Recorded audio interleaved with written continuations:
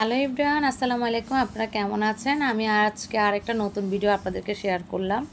আমি আজকে রুই মাছের মরিচ খোলা দিয়েছি, মশলাটা একটু কম টম দিয়ে রান্না করেছি। কারণ কোনো অসুস্থ রুগী থাকলে তাদেরকে ডাক্তাররা অনেক সময় মানা করে কম মশলা যাতে খায়, এজন্য আমরা আসলে আমাদের মতো ওইভাবে করি নাই। যাই হোক, মাছটা আপনারা ভালো করে আটা দিয়ে লেবু দিয়ে ভালো করে ধুয়ে নেবেন, তাহলে মাছের গন্ধটা করবে না। আমি পেঁয়াজটা সর্ষের তেলের ভিতরে ভালো করে ভেজে নিয়েছি। এরপর আমি গুঁড়া মরিচ দিয়েছি, রসুন দিয়েছি। এই মশলাটা কিন্তু ভালো করে করবেন একটু পানি দিয়ে, তাহলে রসুনটাও ভাজা ভাজা হয়ে যাবে আর গ্যাস করবে না সচরাচর। যাক, আমি জিনিসটা ভাজি করে পেঁয়াজ টেজ ভাজি করে এরপরে ঢাকনা দিয়ে দিয়েছি। তো এখান থেকে অন্যরকম একটা কালার উঠে, ঢাকনা দিয়ে দিলে সুন্দর একটা কালার আসে পেঁয়াজটা ভালো করে আপনারা ভেজে নেবেন। এরপর আমি মাছ দিয়ে দিয়েছি, মাছটা আমি ভুনা ভুনা করে ফেলছি।